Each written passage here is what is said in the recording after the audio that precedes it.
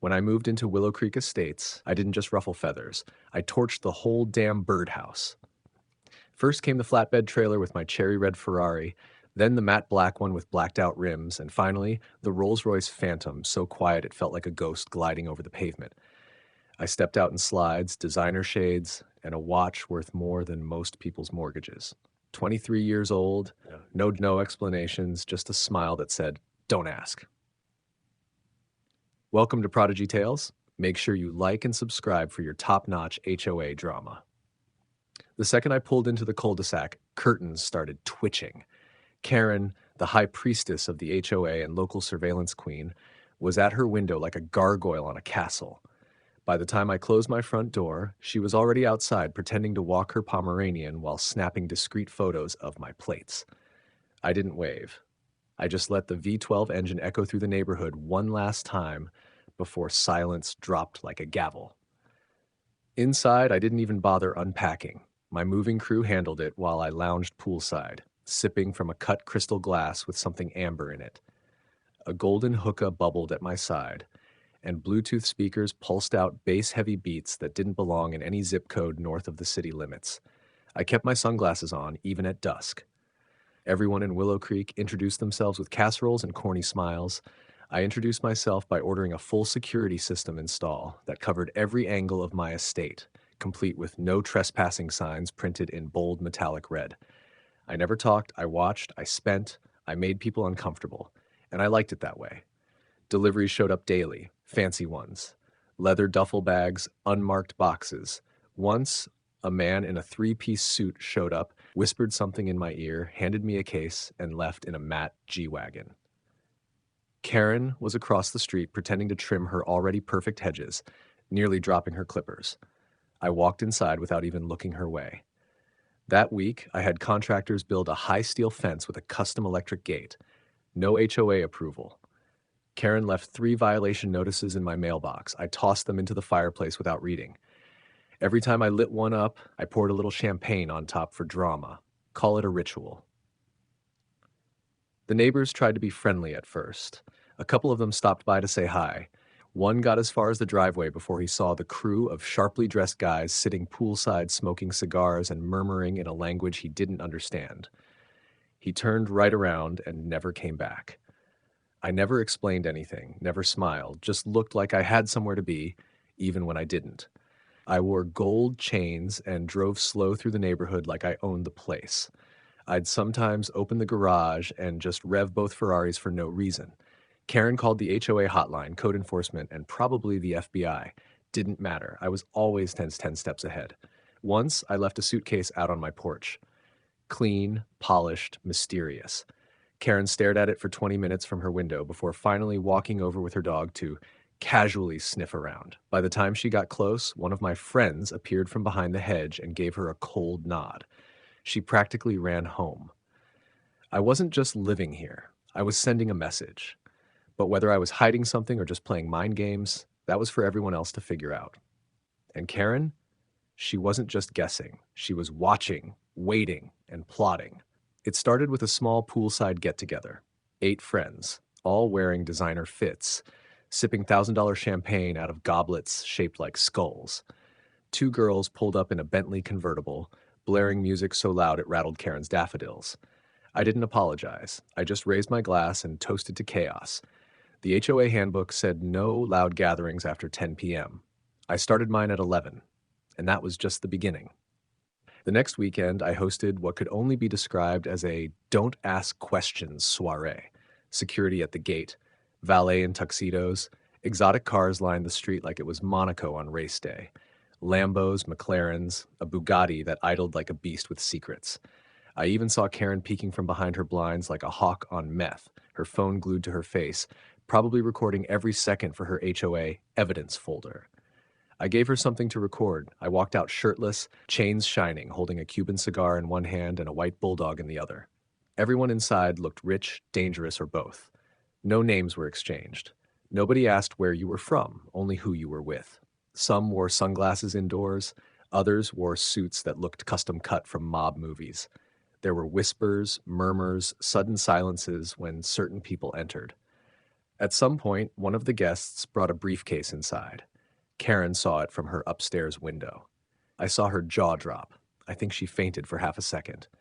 At midnight, my DJ switched from techno to drill, the bass hitting hard enough to shake the HOA sign across the street. Fireworks went off. Not the cheap ones from gas stations. I'm talking full sky bursting artillery shells I had imported. I had no permit. I didn't care. My guests cheered. Champagne sprayed. Someone crowd surfed into my pool. Karen tried to shut it down. She marched up in her robe and slippers, waving a laminated copy of HOA rules, screaming about standards and safety and illicit gatherings. My security detail stepped in. No shouting, no violence, just a gentle, firm, "This is private property, ma'am." She turned red like a siren, yelling about drug money and corruption. I didn't even look her way. I was busy arm wrestling a guy with a neck tattoo and a Russian accent while a model massaged my shoulders. After that night, word spread. Even people outside the neighborhood whispered about the guy on Ridgeway Drive. Rumors flew. Someone said they saw cash-counting machines inside. Another claimed to see a duffel bag exchange take place in broad daylight. Someone swore I flew in guests on a private jet that landed at a nearby golf course. I never denied anything. I just smiled and poured more drinks. Karen doubled down. She left flyers on every neighbor's door warning about increased criminal activity and suspicious gatherings. I collected every flyer and used them as coasters during my next party. By now, the neighborhood was divided. Some feared me, others admired the mystery. I heard two teenagers arguing over whether I was a cartel prince or just a social media influencer. I didn't correct either of them. I kept the theatrics alive. Every weekend was a new event. Champagne tastings, exotic animal handlers, a guy who painted portraits using nothing but espresso and gold dust. I made the place look like a scene out of a movie you'd watch with one eye open. I didn't just throw parties, I curated legends. And Karen? She was spiraling. Watching, plotting, documenting. Her war room was probably full of pictures, notes, arrows, maybe even a map with strings. But she wasn't just being nosy anymore. She was building a case. And she had no idea what storm she was walking into. Karen went full private investigator mode. By week 5, she wasn't just spying from her windows. She was crouching behind bushes, slipping onto my property under the cover of night with a flashlight and a phone set to record. I caught her reflection in my security cams at 2:37 a.m., army crawling past my hydrangeas like a bad Mission Impossible audition. I didn't stop her. I let her dig her own grave, inch by paranoid inch. She started wearing sunglasses and ball caps like she was going undercover, but everyone knew it was just Karen being unhinged. Neighbors complained not about me, but her. She'd interrogate delivery drivers, tail landscaping trucks, and once even tried to bribe a guy in a Porsche with banana bread just to ask, "What kind of business does the young man run exactly?" The guy took the bread and said I was in commodities, which technically wasn't a lie. I collected rare watches like they were Pokemon cards, and each one cost more than her house. Still, Karen wasn't satisfied. She printed out screenshots from her ring cam that showed suspicious packages being carried inside. One was clearly a PlayStation box. Another was a briefcase held by a sharply dressed man with a neck tattoo who always nodded at her camera before disappearing inside. She brought these photos to the HOA board, her voice shaking with desperation as she declared, "This boy is clearly running an operation." The board stared blankly, sipping their lukewarm coffee while trying not to laugh. She slammed her hand on the table. "He's laundering money or selling something. No 23-year-old owns 2 Ferraris and a Rolls-Royce unless something shady's going on." I could have squashed the rumors. One sentence. My dad owns the power company. But where's the fun in that? Instead, I started leaning into the image. I wore all black, started walking around with Bluetooth earpieces, and gave handshakes that lasted too long. I never explained what I did. My answers were vague, dodgy. "I'm in distribution," I'd say, sipping cold brew from a gold-rimmed mug. That really made Karen sweat. She started setting up cameras around her own property aimed squarely at mine. One time, she even flew a drone over my backyard. Bad move. My hawk, yes, I owned a hawk, swooped that thing out of the sky like it owed him money. I had the mangled drone framed in a shadow box and hung it in my entryway. Karen escalated. She began knocking on neighbors' doors with a literal binder of evidence, printed emails to the HOA, timestamps of when shady visitors arrived. Most slammed the door in her face. A few listened. Some even started to believe her. She was gaining traction, fueling rumors like gasoline on fire. Parents started telling their kids to stay away from my house. One mom walked across the street just to whisper to her friend, "They say he buried something in his backyard last week." I hadn't, but I did install underground LED lighting for dramatic effect. So, tomato, tomato. Karen didn't want drama. She wanted a takedown. She wanted sirens, cuffs, justice. Whatever that meant in her head. She kept poking the bear, waiting for the big reveal. And little did she know, she was about to get everything she asked for, just not in the way she expected. It was a Saturday morning, way too early for anyone with a soul to be awake, when the flashing red and blue lights painted my gated driveway like a rave gone wrong. 8 blacked-out SUVs, 4 patrol cars, a federal van with 2 antennae on the roof that hummed like a UFO. And then the knock, slow, deliberate, heavy enough to wake the ancestors. I opened the door shirtless, gold chain resting on my chest, sipping espresso like I'd been expecting them. Behind the shades, I scanned the badges: DEA, FBI, local PD, Homeland Security? For what? Parking violations. Karen was across the street in a satin robe, holding binoculars with one hand and a Starbucks cup with the other, smiling like the Grinch when he saw Whoville sleeping. "Sir," one agent began, clipboard in hand, "we received an anonymous tip regarding narcotic activity on this property. We're executing a warrant." I stepped aside without a word. Let them search. Upstairs, downstairs, the garage, even the koi pond. They opened every drawer, checked behind every painting. A few of them looked real confused. One opened a closet and saw nothing but rare sneakers and silk robes. Another lifted the lid of a suspicious-looking chest only to find vintage comic books. An agent walked past with one of my duffel bags, looking smug. He placed it on the kitchen counter, unzipped it slowly, and then blinked. Inside, solid bricks of cash.